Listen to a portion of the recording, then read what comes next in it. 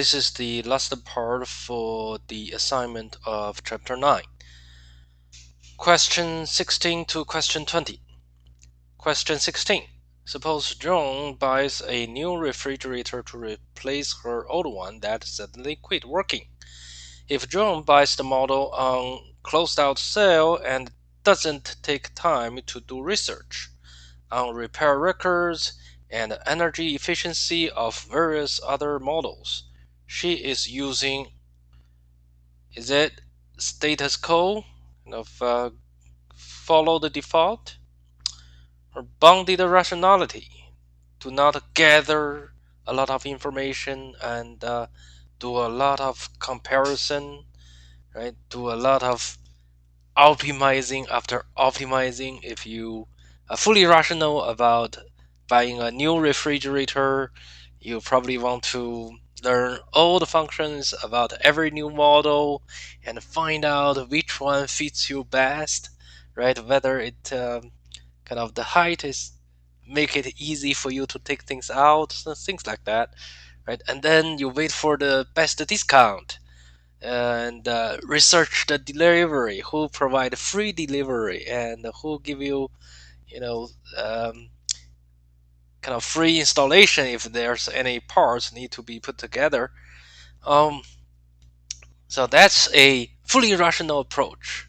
But the bounded rationality, when you're buying a new refrigerator, you just go to the store, look at which one you that looks good, and oh, price okay, so I'm good to go, right?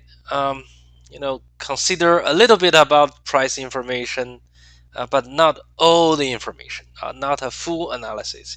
You can totally do a Excel spreadsheet to analyze all the functions, all the price, and all that. All right. C, marginal analysis. Marginal analysis is to think about the marginal benefit and the marginal cost, like just we talked about. Also, it's a how much decision. It's not about how do you gather information, process information, all that. Risk aversion is about your attitude towards risk. Here in this example, there's not too much risk involved. It's repair records is potential loss from loss of use if your refrigerator broke down, but then you can buy a warranty from the seller and the producer, right, who build the refrigerator, often provide you so-called manufacturer warranty. If the question is concerning about warranty or insurance, all that, it basically says, right, people would like to pay some money to reduce a certain outcome, or say the loss of something, some value, potential loss, contingent loss, right, possible loss that people can pay for some money to minimize the damage bring on by those losses. So that's risk aversion consideration. Here, obviously, you can see the how do people collect information, process information in when they are making decisions, right? That is more pertinent to this choice. Okay, now let's look at question 17. People are willing to buy insurance because of what I just said, risk aversion.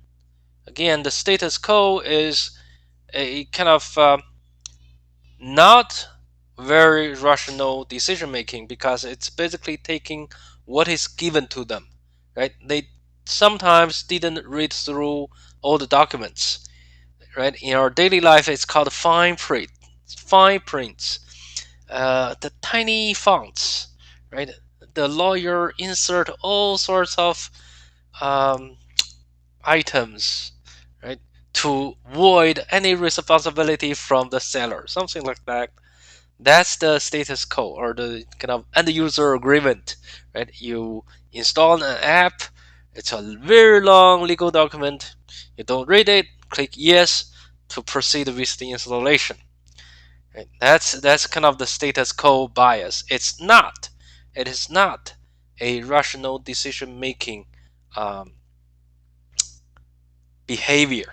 Okay, risk aversion, bounded rationality, consideration of fairness. They are, different objectives. You can incorporate it.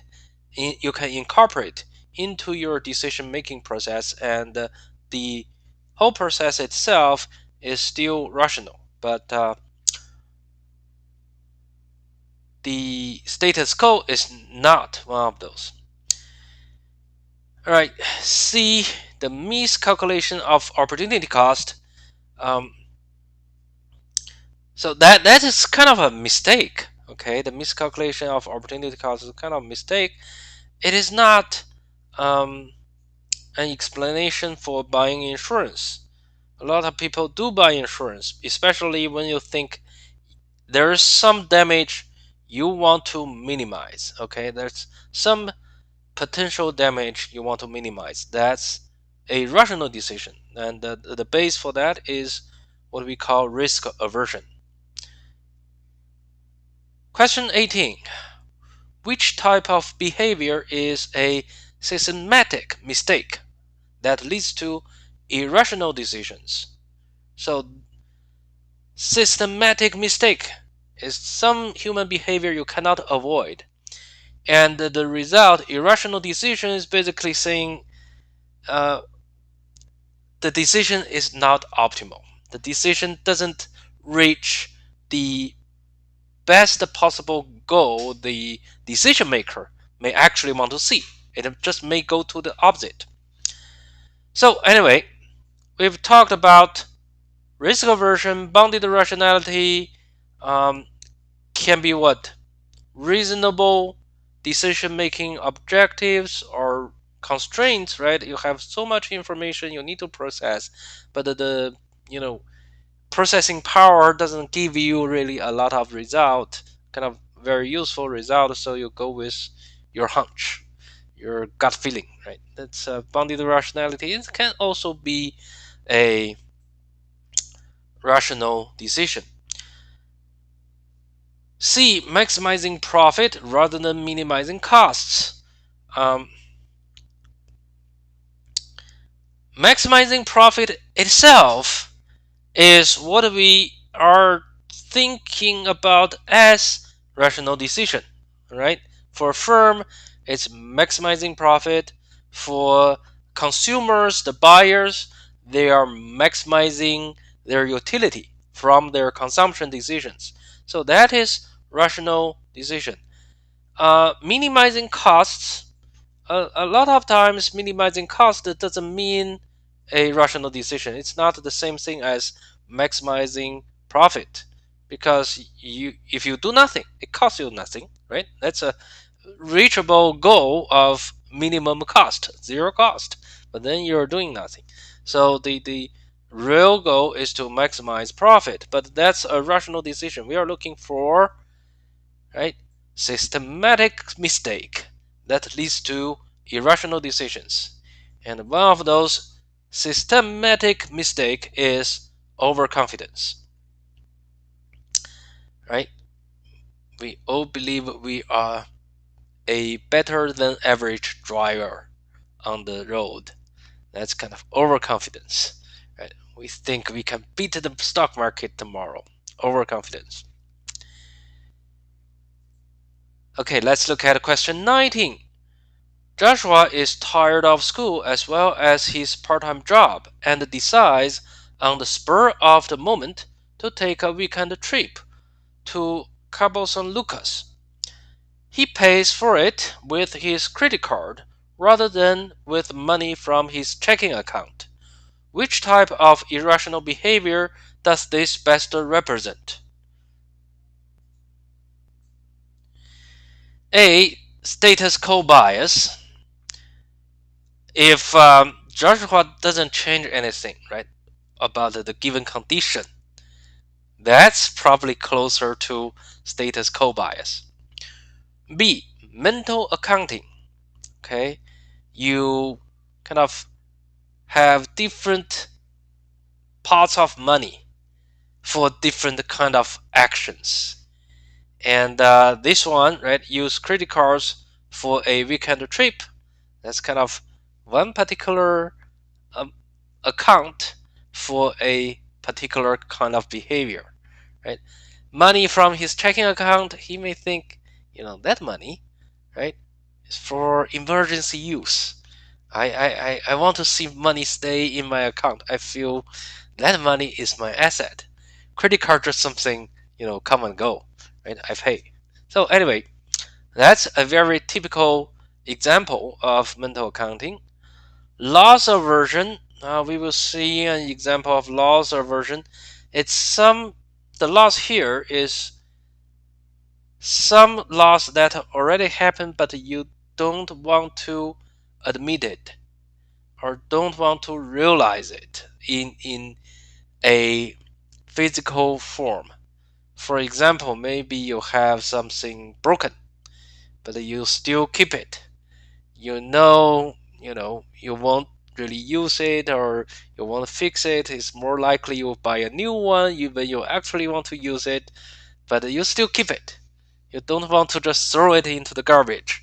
That's loss aversion, right? You still have something, yeah, it's broken, but you can keep it for a while, and maybe you can use it halfway, something like that.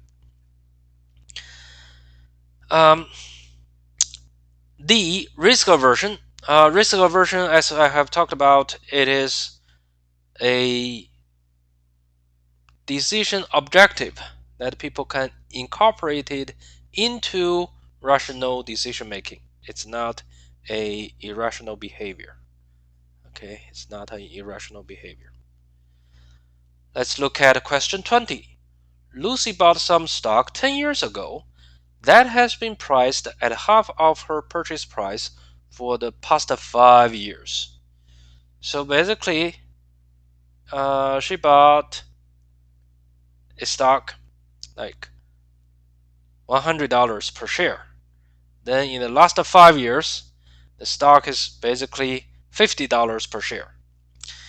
However, Lucy refuses to sell the stock, thinking that if she waits long enough, she will recover her investment. What type of behavior does this represent? Obviously, it's not mental accounting. There's no designated pot of money to do something, right? It's not bounded rationality because it doesn't involve, right, gathering and processing a lot of information that is actually very complex. C, risk aversion. Basically, when Lucy bought a stock is usually very risky. It go up and down, and if we learn enough behavioral finance, you will see that the human tendency is to buy the stock at a high price and then sell it at a lower price. And if they trade it frequently, they often lose money than actually making money. D, loss aversion is what we have talked about a moment ago. Here, if you sell the stock at $50 per share, you realize that loss of half of your money. Okay, but if you just hold the stock, people feel that there is still a chance for the stock to go back to $100 per share, and the refusal to admit reality is the loss aversion here. Okay, people often hold on to their losses for too long, or their losers in stocks for too long. They just don't want to let it go and keep the losers for years. And they, in a lot of cases, they won't really recover. And what people should do is to basically admit that they made the mistake as fast as possible. And then, if they're not good stock pickers, they should really find some professionals, okay, with proven records. If they want to learn how to pick stocks, they need to spend the time. They actually need to start to gather information, process information about the stocks that they're interested, and learn how to trade, how to manage their own behavioral biases in all this decision-making process to make the best possible decision. And at the same time, they need to admit that even they try their best, there are chances they just lose money, and they need to recognize that loss as early as possible. Correct their mistakes as early as possible. That's sort of what the traders say, how to make these kind of risky investment decisions. Okay, that is question 16 to question 20 in the assignment for chapter 9.